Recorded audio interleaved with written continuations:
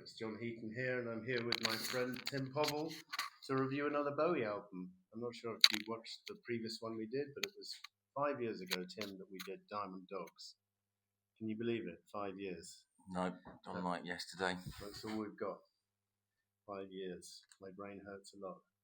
Anyway, so we're doing Hunky Dory today. We were thinking of doing Aladdin Sane, but we decided Hunky Dory. So this is my 80s copy, which I picked up in the 80s. And rather annoyingly, it comes without the lyric sheet, which I was pretty pissed off about when I found out that it came with a lyric sheet. And this is my son's copy on gold vinyl, which is quite nice, but unfortunately the label isn't anything. It's got the Bowie writing on it.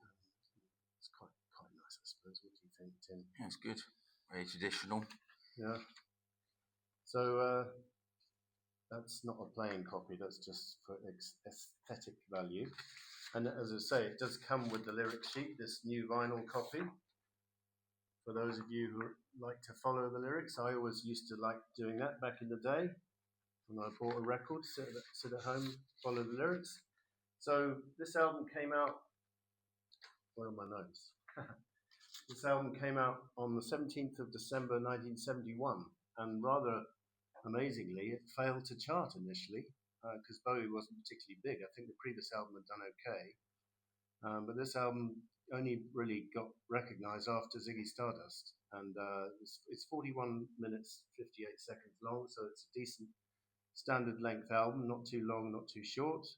Ken Scott produced it, and Ken Scott's CV is amazing. He was assistant engineer on several Beatles albums, and then also the White Album, I think he was promoted to engineer, and then All Things Must Pass from George Harrison, he was engineering that. Transformer, Lou Reed, Elton John, Don't Shoot Me, I'm Only the Piano Player, and later on he found fame and success with Supertramp, producing Crime of the Century and Crisis What Crisis.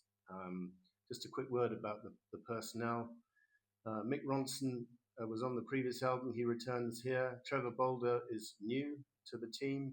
Mick Woodmansey, who would also feature on Ziggy Stardust and Aladdin Sane. Rick Wakeman guests on piano. And before we go any further, I'd like to ask you, Tim, how you got into this album. Well, same. Not that anyone remember my Diamond Dogs review, but exactly the same. I have older brothers. They played Bowie all the time, obviously Ziggy, when I was growing up. So when I started getting into Bowie, probably one of the very first albums I got was Hunky Dory.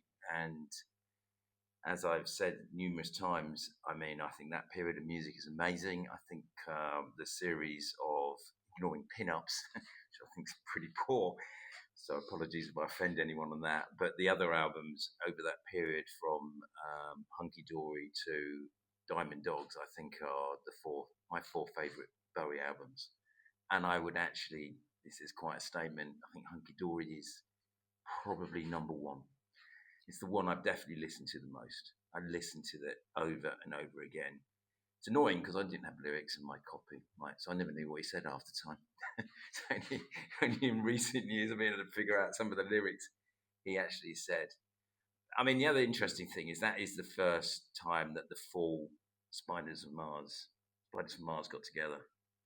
With the addition of Trevor Bolder. They were nearly there with The Man Who Sold the World, but that's the first time they're all together. And you can just imagine them strumming together in Beckenham. That's where they were. Yeah. Where he wrote his songs. And I was just seeing the other day, Mick Woodmansey was doing a gig with Tony Visconti, so they're still active. The others no longer with us, unfortunately. Mick Ronson went on to play with Dylan on the 76 Hard Rain tour. This album was recorded at Trident Studios, and I don't know if you've had the chance to, if you live near London, you can go and visit what was formerly Trident Studios. It's down a back alley in Soho, somewhere called St Anne's Court, and there's a blue plaque on the wall mentioning Hunky Dory and Ziggy Stardust, but failing to mention all the other great music which was produced in that studio. For example, Hey Jude by the Beatles was recorded there. Martha My Dear, Badfinger, I think Supertramp started off there. So a lot of other good stuff. But anyway, there's a blue plaque. It's still there if you want to check it out. So when this album did achieve success, it got to number 3. This was after Ziggy. And let's just go through the track, shall we, Tim? So what do you think of the opening track, Changes? I think that's one of the strongest tracks he's ever done. I think it's amazing. And what's incredible, if you listen to those lyrics, is it's a prelude to what David Bowie became, which is a change merchant. I mean, he obviously had ideas in his mind. I don't think anyone outside David Bowie's immediate circle realised the number of times he was going to change as an artist, which obviously was after Hunky Dory when he morphosized into Ziggy. And I remember the compilation album released in '76. It was called Changes One Bowie, wasn't it? Yeah. So I mean, as a kid, that wasn't my favourite. I always thought it was a bit twee, really. As I got older, I really actually think that's an amazing song. Yeah, it's one of the strongest tracks on the album. As you were saying earlier, the whole album is piano driven, and this one in particular, right? The whole first side, particularly, is absolutely piano driven. Even the guitar-y songs have a big piano bit in it. But those first few songs, it's all piano. So, albeit he, as we discussed, Rick Wakeman apparently was offered to stay in the band, but chose to go to Yes instead. I mean, apologies again to fans who know more about Rick Wakeman than me. But and as we discussed, I think he was a major part of this album. It was the piano playing is simple but amazing, strong. Good old Rick. On the back cover, it says Bowie says, "I played some guitar, the saxophones, and the less complicated piano parts (brackets inability." So I'm not sure. I think he played the piano on "Oh You Pretty Things." I was reading, but obviously, "Life on Mars" is obviously Rick Wakeman, because that's a very complicated piano part, isn't it? And that's the one that when sadly Bowie died and they did the interviews with Rick Wakeman, he always starts playing it, and you understand how complicated that piano actually is, the changing chords, etc. Yeah, it's a lot of amazing piano playing in that album. Yeah, I've got the sheet music of Bowie's greatest hits, and I was trying to play "Life on Mars." It's impossible. Is it? Yeah. Well, at least you tried. I can't even. But my son Richie did a good cover of "Oh You Pretty Things," doing a pretty good Bowie impression on vocals as well. I think I sent that to you, didn't I? You did. Yeah. And that was the first song from this album. I think it was the first single. It was starting that got nowhere obviously at the time, but that was the first song that was released as an individual single, I think. Yeah. And are you familiar with this? This is Bowie's greatest hits on video. Are you familiar with this? No. It's got "Oh You Pretty Things" from the Old Grey Whistle Test. Oh wow. From '71 or '72, I think, because they did 5 years at the same time. Yeah. And so and there's also a great performance of Queen Bitch on here as well. So pick it up. Also, I will. I'll lend it to you. You can lend it to me. No, you haven't got a DVD player. Sure. So, "Oh You Pretty Things," you're pretty happy with that track? Yeah, great song. Yeah, really good song. Brilliant. 8-line poem. It's a bit of a sort of short filler, isn't it? Well, I used to think it was a filler, but again, re-listening to this album, it's a really strong song. I mean, again, as in most songs, no idea what the lyrics mean. You have to dig it out, figure out what he's on about. But I think the one thing about that first side and the second side is its continuity. It's just, I mean, he's, obviously Ziggy was really strong on that as well. But just songs just literally flow into one another, and that was. You do think it's a filler, but I do think it can stand alone on its own. It's a good song. Yeah, it's good. Okay. Yeah, I have nothing against it. Yeah. So "Life on Mars." Question mark. Yeah, question mark. This actually was a retrospective hit after Ziggy. I think they made a video which is on here as well. I think in the '73 kind of period, '72-3. Obviously, timeless classic. I think if there's a song that I've listened to more than any other song, that's the song I've probably over the years listened to more than any other song. Because as a kid, I loved it, absolutely loved it. When it first, probably not when it first came out, but when it became a hit, I was really, really young. So I listened to it then, and I've pretty much been listening to it on and off all my life. It's an amazing song. Spawned a whole TV program. You watch that? Life on Yeah, Mars? of course I did. Of course Yeah, you did, John. yeah. Yeah. And But- Ashes to Ashes. and Ashes to Ashes. Yeah. I mean, but it's just an amazing song. How can you base a whole TV program based in the 70s around one song? That's just how strong that song is. Can't think of many other songs like that. That's an incredible song. It's an incredible song, and it's got the best ending ever with a telephone, which shouldn't be there. Okay, and the You lyrics. know all about that? The telephone. Yeah. I thought it ended with Rick Wakeman's piano fading No, out. but it fades out. But because they re-recorded it over different tape versions, they left an old tape version in, and it had a telephone ringing. So if you whack it up, they mumble something. I think they're complaining, and then there's a telephone ringing. And Rick Raymond said they just couldn't be bothered getting rid of it at the end, and they kept it in there. So there is a telephone ringing at the end. Okay, well that's good to know. Excellent. So we move on to what is an incredibly strong side one to this album, Kooks.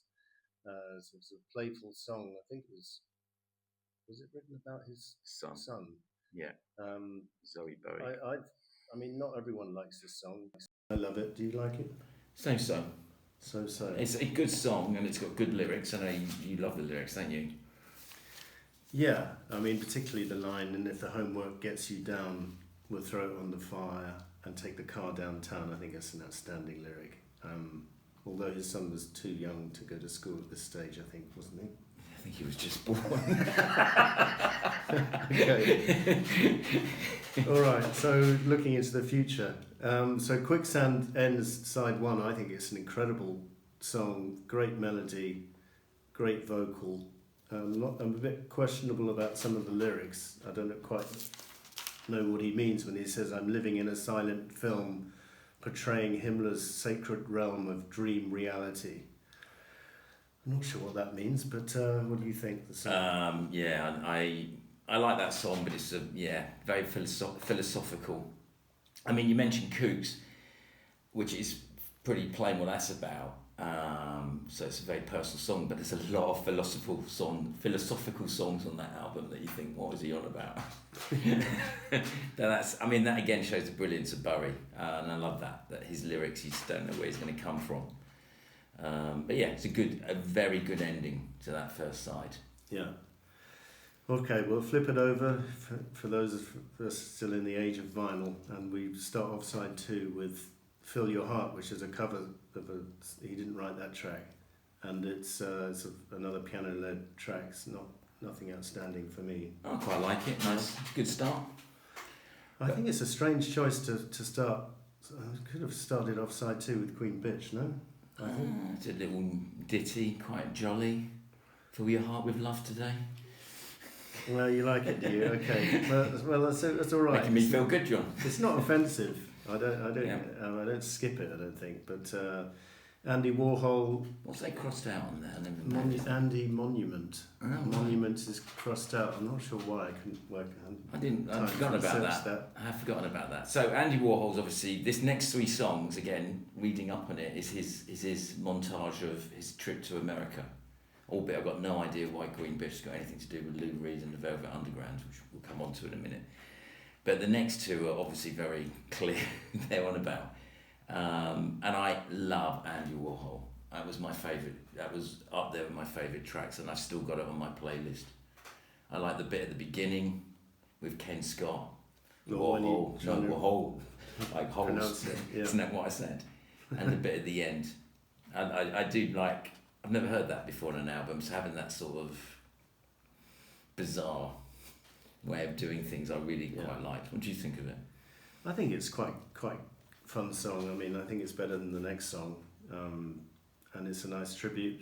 Andy Warhol, famous artist from New York City. One thing that reminded me, John, I read this, he met Andy Warhol and he told him he wrote this song, and apparently Andy Warhol hated it, completely dissed him. Was this before he was famous or after? I think it was. I mean, I don't know when, but I can't see in Andy Warhol eyes anyone being that famous. Really, he just dissed him. Oh dear. Well, that's a bit ungracious. Yeah. So, a song for Bob Dylan. Quite an interesting fact that he actually took the time to write a song for Bob Dylan. Hear this, Robert Zimmerman. I wrote a song for you about a strange man called Dylan with a voice like sand and glue. It's not an outstanding song. It's not one of your favourites, is it? No, my least favourite song on the album. Okay. I just think it's a bit blah, not. And don't forget, this is my favourite album, so that's still quite a compliment. But no, not my favourite song. Yeah. All right. Well, talking of favourite songs, I think my favourite song on the whole album is Queen Bitch. I think it rocks really hard. It's about the only guitar-driven song on the album, and there's, as I said, great performance on this video from the Old Grey Whistle Test, I think. And I think it is kind of reminiscent of Lou Reed's style, Velvet Underground. Do you not feel that? Well, I'm not a big Velvet Underground fan, but I didn't actually know it was about that until recently. Yeah. But I agree with you. It's a really, really good song. I've heard lots of versions of it as well. It's a strong song. Yeah, could have been a single in an alternative universe, but it wasn't. So we finished with the Bowie brothers.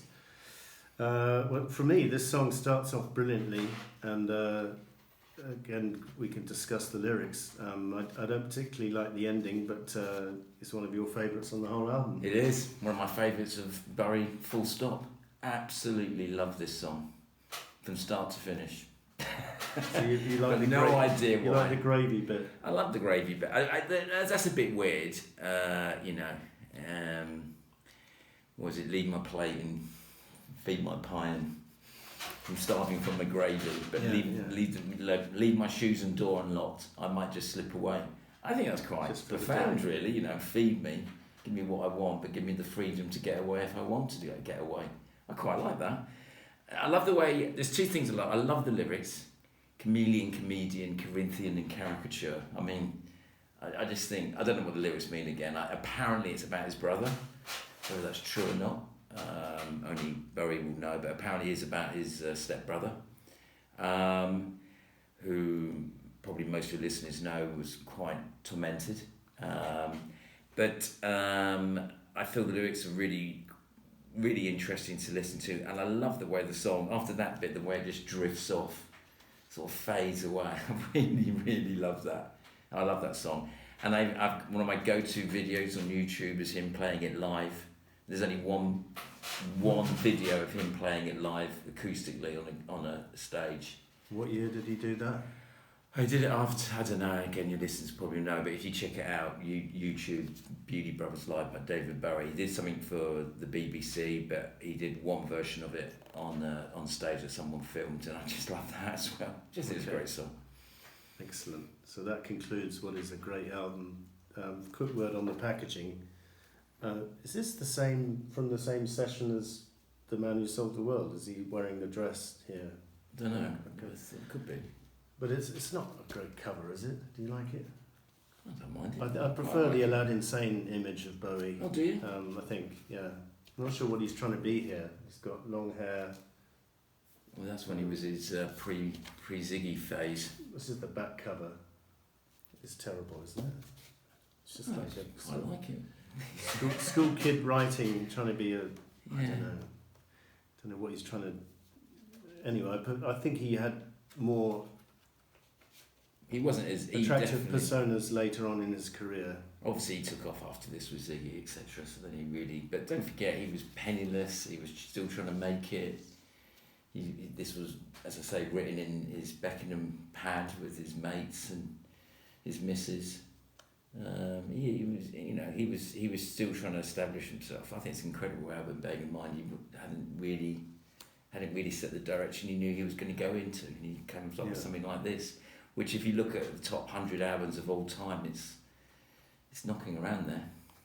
And you actually prefer it to Ziggy? Oh, I always prefer it to Ziggy. I mean, I'm pretty, as we discussed quite vocally, of that period, actually Ziggy's my least favourite, but as I said, it's probably my most favourite period of songs. So you still love it's comparing one very good Premier League football team to another very good Premier League football team. With Pin-Ups being the championship side. Being down in League 2. League, not even championship. Yeah. Very amateur, terrible. Anyway, I love your listeners to criticise me for those comments. Though Sorrow's a good song. Well, you're a Charlton fan, aren't you? Yes, I am. They're now in championship, yes, aren't they? Yes. Okay, well, thank you, Tim, for joining me for this video, and that was Hunky Dory by David Bowie. Thanks for watching, and we'll see you guys next time. Thank you. Bye-bye.